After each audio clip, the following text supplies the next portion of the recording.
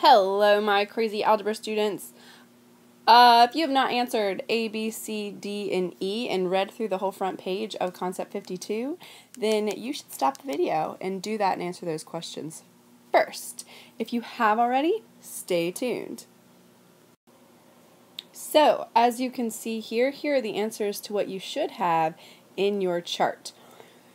Oftentimes, when we are calculating grades, what we end up doing is we talk about, like, this is how your grade in class is calculated, by finding the mean.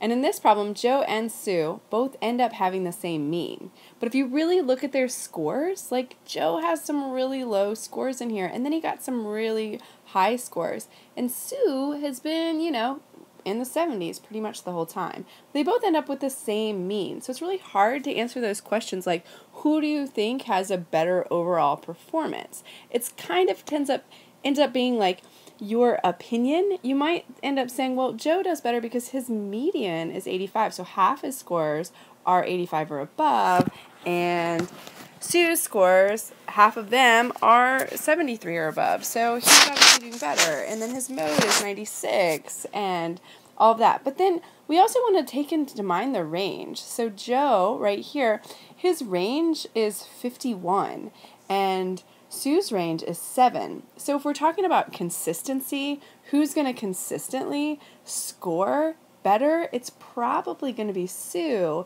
is going to consistently score better, because Joe, his scores are all dispersed. Now, and I also said that this wasn't the right order, like, it may not necessarily be the order that these go in, so we can't say that he started off bad and then got higher, because we don't really know what order these tests were given. Joe does really, really well and does really, really poorly.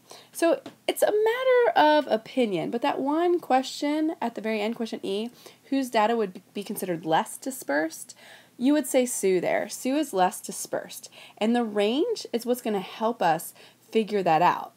But the range only talks about the highest score from the lowest score.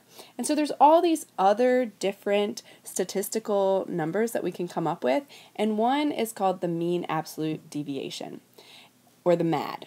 And the mean absolute deviation is just how far away a data point is from the average, and the average, again, is the mean. So there's this crazy looking formula right here that we're going to use to help us find the MAD. But like I said, don't freak out, because this formula, I'm going to walk you step by step through it. So hopefully you'll understand the formula. It's actually very simple. So let's go ahead and move on to the next question. So step number 1 is to subtract the mean from each data point to find out how much each point deviates from the mean. So a deviation from the mean is the distance a number is from the mean. So, or how far away it is from the mean in one direction or the other. And so that's what this part of the formula means. X is the data point minus this little thing right here is called mu, and that stands for mean. Second step is then find the absolute value so that it's not negative, right? So the absolute value of a number is a number's distance from 0. So if you end up getting a negative number, then you're going to find the absolute value of the number. So then you're going to add up all the absolute deviations, which is this right here. That little symbol right there means you're going to add all of these things together, and then you divide by the number of points to find the mean of all the deviations. So remember, we add all these guys up, and then we divide by how many numbers we have here. So let's just go ahead and break it up step by step. So the first thing, we already know that the mean of Joe's scores was 75. We already figured that out, okay? So then the data point X, that's all of these data points here. These are X, and there are 5 of them, right? So I'm going to put 45, 53, 85, 96, and 96. So they're all my data points. So now what I'm going to do is I'm going to take all of those points and subtract the mean from it. So I'm going to start with 45, and I'm going to do 45 minus 75, and 45 minus 75 gives me negative 30, but I don't want it to be negative, so that's where this next step comes in right here, where I then find the absolute value of negative 30. Well, the absolute value of a number is always just the positive number, how far away it is from 0. So let's do that with 53. So I'm going to do 53 minus 75, which is negative 22. Absolute value of that, 22. Then I'm going to do 85 minus 75, which gives us 10. Absolute value of that, 10. 96 minus 75, 21. Absolute value of that is 21. And then I have another 96 here, so they're both 21. So now what I'm interested in is these numbers right here. So what I just did is this whole thing to all of the data points, and I got these numbers. So then what I'm doing is I'm finding the average of these numbers. So I'm going to add all 5 of these numbers together. When I add all 5 of those numbers together, I get 104. And then I'm trying to find the average of that. So I'm going to divide it by 5, and that's going to give me the mean absolute deviation, which is 20.8. Now I want you to stop the video and try the next column and see what you get. All right. If you haven't done it yet, make sure you do it. So the mean of Sue's scores is 75. And all the data points go here. So 72, 73, 73, 78, and 79. And now I'm going to just take every single data point and subtract it from the mean. So 72 minus 75, negative 3. 73 minus 75, negative 2. I have another one that's negative 2. 78 minus 75 is 3. 79 minus 75 is 4. And so then the absolute values of that would just be 3, 2, 2, 3, and 4. So now I'm going to add these numbers up. When I add those numbers up, I should get 14. And then 14 divided by 5 is going to give me the MAD, which is 2.8. All right, so now, what in the world do all of these numbers mean? Well, let's go over to the right.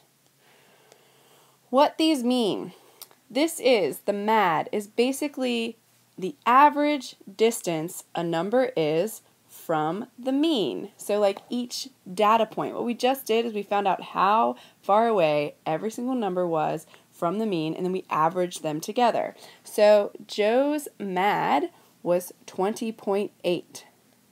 What this means is that each of Joe's scores, so each of his scores, I'm going to run out of my thing a little bit, are on average 20.8 points from the mean of 75. All right. Now I've kind of run out of room here, so to interpret Sue's MAD is 2.8. Well, her number is a lot smaller, right? Because her number is, all of her numbers were really close to 75, right? And when we looked over at Joe's scores, all of his numbers were really far away. His numbers were really far away from the mean of 75, right? So his MAD is going to be much bigger. So the bigger the MAD, the more dispersed or spread out the data is. Your list of numbers are more spread out based on the MAD. Whoops, keep moving this thing around, sorry about that. So the MAD here is bigger. So what we're going to say for Sue is the same thing we just said here, except we're going to use Sue's data. So you're going to say each of her scores are on average 2.8 points from the mean of 75. And that's what you should write right there. And I'm not going to write it because, as you can see, I've run out of room. So you go ahead and write it. All right, so let's examine this crazy looking formula here. It looks really intimidating, but when we break it down, it's not going to be that bad. And it's a good idea to understand the formula because you will be given this formula on a test or a quiz. It's also on your SOL. This formula will be given to you. So if you forget how to do it, this thing kind of helps you remember. So let's start with this thing. This is the most intimidating looking thing of the whole formula. That is a summation symbol. So we're going to say that that is summation. It's spelled S-U-M-M-A-T-I-O-N. And if you notice, it has the word sum in it. And sum means to add. And didn't we just do that? Didn't we just take every data point, subtract the mean, find the absolute value to every single data point, and then we took all those data points and we added them together? Well, that's what the summation means. It means you're going to do this to every data point and then add them. So basically, to me, what that summation symbol means is that you're going to add what follows the symbol. So basically, you do that to every single data point. So now let's just take a look at the X in there. So the X is just each data point. Each data point. And so if you notice, it's got that little I next to it. Well, that's often like X1, X sub 2, X sub 3, that and so forth. So what those are is that's just saying that there's going to be multiple data points, right? And so X1 would be considered our first data point, X2 is our second one, X3 is our third one, and so on. And so you do that to every single data point. Then the next thing you want to look at is these guys. This is the absolute value symbol. It's just telling you to find the absolute value. So anytime you see those straight lines, that's absolute value. Absolute value just means make it positive. Because what we're trying to do is we're finding the distance, how far away something is. This guy we already talked about is called mu, and it's the average of the data set. So you got to find the average of the data set really before you even start these problems. And my cat and my dog are tormenting each other right now. Really, the dog is tormenting the cat. So if you hear any jingling or whining, that's Dozer chasing the cat around. All right, so the next thing, this N right here, that N, remember at the very end, we divided by how many numbers we had. So N is the amount of numbers you have in your data set.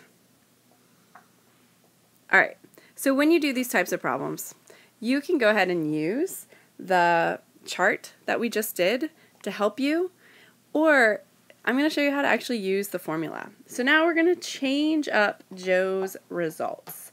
It says here, suppose that Joe retook the test he received a 45 on, and his teacher replaced that score with his new score of 88. What is the MAD now? And I want you to use the formula. So anytime you're calculating the MAD, the very first thing you really need to do is find the mu. So we just changed our list of data, right? So I'm going to go ahead and get a new screen here. Just changed our new data, right? So we had Joe's scores were 45, but we're replacing that 45 now with an 88. So his scores now are 88, 53, 85, 96, and 96. All right, now pause the video here, find the average of that list. All right, you should have gotten that the average of this is 83.6. And so what we're going to try to find is the MAD. Okay? So the way that I would use this formula is I would say, okay, I'm going to take each data point right here, subtract it from the mean, find the absolute value of it, and then I'm going to add it to the next one. So and then I'm going to divide it by however many numbers I have. So I'm going to go ahead and make a big long fraction bar. Big long fraction bar. I'm going to add up a whole bunch of numbers, and I'm going to divide it by how many numbers I have, which is 5. So basically, I'm going to do 88 minus 83.6, absolute value of that, plus absolute value of 53 minus 83.6, absolute value of that, plus absolute value of 85 minus 83.6, find the absolute value of that, plus 96 minus 83.6, and the absolute value of that, plus another one of those, right? I'm going to kind of move it to the side. I got 96 minus 83.6 find the absolute value of that. Now, of course, this part you can do in your head. I just wanted to write out what it all would look like. So summation, this is that formula. You just do it to every piece of data, add it up, and divide by how many numbers you have. So short way to do this would be do this part in your calculator, get a number, write it down. So what I would say to actually write down is this. So that first number that you just did, 88 minus 83.6, that gave you 4.4, and the absolute value of that is 4.4. So in the top I have 4.4 plus the next one, when you do 53 minus 83.6, you get 30.6 after you find the absolute value of it, because remember absolute value is always positive. And then the next little number is going to give you 1.4. Then the next one's going to give you 12.4. And then the next one again is going to give you 12.4. So keep in mind, because we're finding distance, you're never going to ever have negative numbers at all up here, okay? And then we divide by how many numbers there are. And so there are 5 numbers there, so we're going to divide by 5. So go ahead and add those up in your calculator. When you add those up in the calculator, you should end up getting 61.2, and then divide that by 5, and you're going to get 12.24. So now, why did it go down?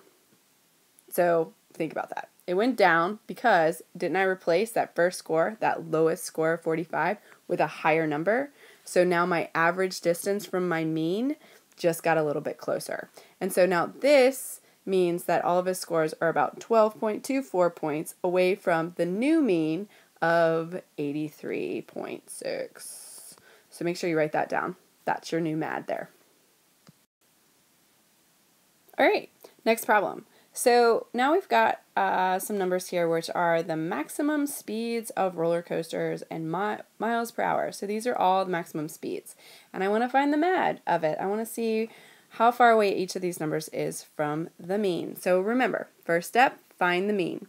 Take each data point, subtract it from the mean, find the absolute value of it, add it. So that's going to be what goes on the top, and then divide by how many numbers you have. I want you to pause the recording, and I actually want you to figure this out to see if you get it right. Okay, the mean that you should have gotten for this data is the mean is going to be 64. So if you didn't calculate the mean right, your answer is going to be wrong, so you might as well stop the video and try it again. And then if you did calculate the mad correctly, the mad is going to give you 12.5. So if you got that, no problem. Go ahead and move on to the next question, and then you can fast forward the video to the next question after you've tried it. If you didn't get it, this is what you need it to do.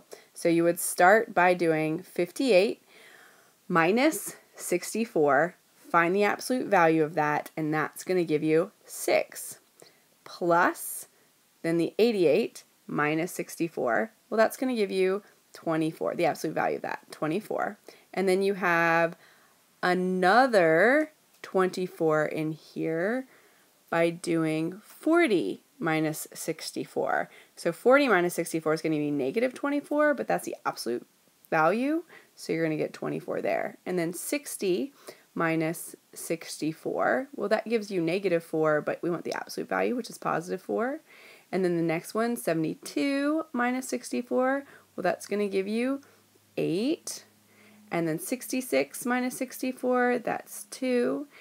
80 minus 64 is 16.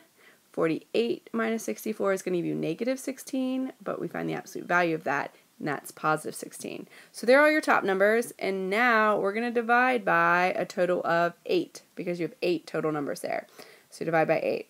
And then the whole top, like, you've got to make sure you calculate the whole top first. Like if you try to plug this entire thing into your calculator and then hit divide by 8, what's going to happen is the 16 is going to get divided by 8, and then it's going to do all the addition. So make sure you do all the addition first. That's a common mistake. The top ends up giving you 100. And then you divide that by 8, and when you divide that by 8, you get 12.5. All right, next question. Again, if you haven't done this one yet, you should do it because you want to see if you get it right. and then just watch my explanation if you didn't get it right. So I do want you to find the MAD for the top 5 salaries separately and then the bottom 5 salaries, and then we're going to compare the two. All right, New York Yankees salaries, top 5 salaries. The mean of just the top 5 salaries, you should have gotten 23.4. The mean of the bottom 5 salaries is 0.428. And this is in millions of dollars. So like if you really wanted to know what that number looked like, you would take these decimals here and you'd multiply by 1 million and you would get that. All right, so the top 5 salaries, oh, sorry, I'll go ahead and tell you the MAD. So the MAD for the first is 4.192, and then the MAD for the second one is equal to 0.0144. So if you got those wrong, the top numbers that you should have gotten will look like this. So it would be 9.6 plus 0.89 plus 0.81 plus 2.77 plus 6.9. That's what you added together on the top. You would divide by 5. That would give you 20.96 over 5, which if you divide that does give you 4.192. And then the other set would look like this. 0.022 plus 0.012 plus 0.002 plus 0.018 plus 0.018 again. And again, you'd add all those numbers together first and then divide by 5. So the whole top, when you add it all together, you get 0.072. So that would give you 0.072 over 5, which then gives you 0.0144. So the question, what does the MAD tell you about this data? Well, remember, this is the average distance every number is away from that mean. And this is the average distance away from that mean. So if you think about this, the top 5 salaries are way more spread out, or they're more dispersed than the bottom 5 salaries. The bottom 5 salaries are all pretty close together. These people are making millions though, so really does it matter? But basically that's what you're going to say down here. You're going to basically say that the top 5 salaries are more spread out or more dispersed than the bottom 5 salaries. Or you could say something like, well, the bottom 5 salaries are less dispersed than the top 5 salaries. That's basically it. These numbers are just telling you how far apart the numbers in your data set are from the mean. Once you've put an answer down for that question, you are done and can go ahead and move on to your homework.